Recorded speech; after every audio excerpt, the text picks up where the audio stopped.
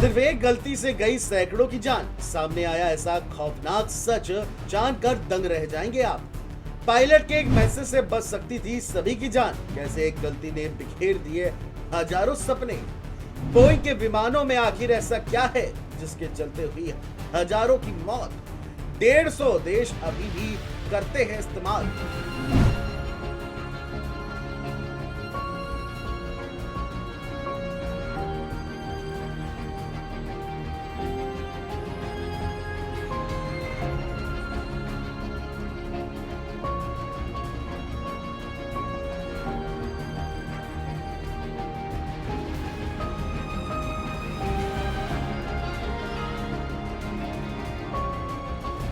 जी हाँ, ये सच है क्योंकि 150 देश अभी भी इस विमान का इस्तेमाल करते हैं। कंपनी के वेबसाइट पर बताया गया है कि दुनिया भर में यात्री विमानों में से बोइंग की संख्या 14,000 से ज्यादा है।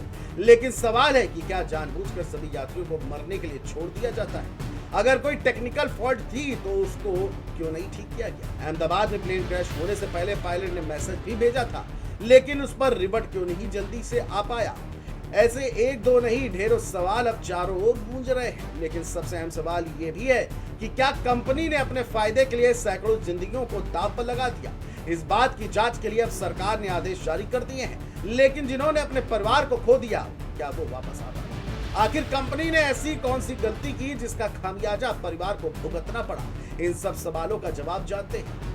दरअसल बोइंग के विमान में सुरक्षा को लेकर पहली कई बार चिंताएं जताई जा चुकी हैं और दुनिया भर में इसे उड़ाने से 3 महीने के लिए रोक भी दिया गया था। लेकिन फिर भी भारत की बड़ी फ्लाइटों में उड़ान भरने के लिए इसे इस्तेमाल किया जा रहा था। यहाँ तक कि प्लेन क्रैश से पहले पायलट ने मैसेज भी किया था, जिसने सिस्टम को बेनकाब कर दिया। आपको बता दें कि अहमदाबाद एयरपोर्ट से उड़ान भरते हुए एयर इंडिया का विमान जब क्रैश हुआ, विमान के अंदर 242 के करीब लोग सवार थे। क्रैश से पहले पायलट को खतरे का अंदाजा हो गया था और उसने एटीएस को सिग्नल देते हुए कहा था, मेडे मेडे मेडे। किसी भी फ्लाइट में मेड कॉल एक इमरजेंसी मैसेज होता है जो पायलट उस वक्त देता है जब विमान किसी गंभीर संकट में हो या फिर यात्रियों या फिर क्रू की जान खतरे में होती है। ऐसी स्थिति में पायलट ये सिग्नल एटीएस को भेजता है, लेकिन एटीएस सिग्नल मिलने के बाद भी कोई मदद नहीं कर पाया। तस्वीर में भी आप देख सकते हैं कैसे अस्पताल की बिल्डिंग में ये प्लेन फंसा हुआ है, जो सोशल मीडिया पर खूब वायरल भी हो रहा है। बताया जा रहा है कि चंद मिनटों में ही प्लेन राख में बदल गया। उसकी पूरी कहानी आपको बताते हैं। दरअसल ये air India Boeing 787 dream liner विमान पुराना एयरक्राफ्ट है। बताया जा रहा है कि 11 साल पुराना एयरक्राफ्ट है। दोपहर 1:30 पर टेक ऑफ से पहले रनवे के बीच में था। सैटेलाइट इमेज देखने के बाद पता चलता है कि 1:38 पर यह प्लेन रनवे के आखिरी हिस्से पर था।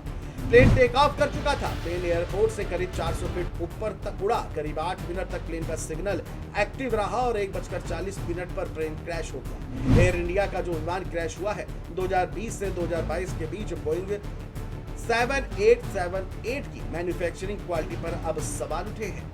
वहीं अप्रैल 2024 में बोइंग के एक वरिष्ठ इंजीनियर ने न्यूयॉर्क टाइम्स को दिए अपने इंटरव्यू में दावा किया था कि ड्रीम लाइनर की बॉडी के हिस्से हवा में टूट सकते हैं क्योंकि उन्हें जोड़ने की प्रक्रिया में बदलाव किया गया है। उन्होंने ये भी बताया कि बॉडी के टुकड़े ठीक से फिट नहीं होते हैं, जिससे स्ट्रक्चरल वीकनेस पैदा हो जाती है। हालांकि बोइंग ने पहले इस दावे को तो स्वीकार कर लिया था, लेकिन बाद में इसे खारिज कर दिया था और विमान को पूरी तरह से सुरक्षित बता दिया। ड्रीम लाइनर 7878 में पारंपरिक हाइड्रोजन सिस्टम की बजाय इलेक्ट्रिकल मोटर्स का अधिक उपयोग किया गया। अहमदाबाद हादसे से पहले सरकारी आंकड़ों के अनुसार बोइंग विमान दुनिया भर में लगभग 6000 दुर्घटनाओं और घटनाओं में शामिल है। इनमें से 415 घातक थी और 9000 से अधिक लोगों की मौत भी हो चुकी है।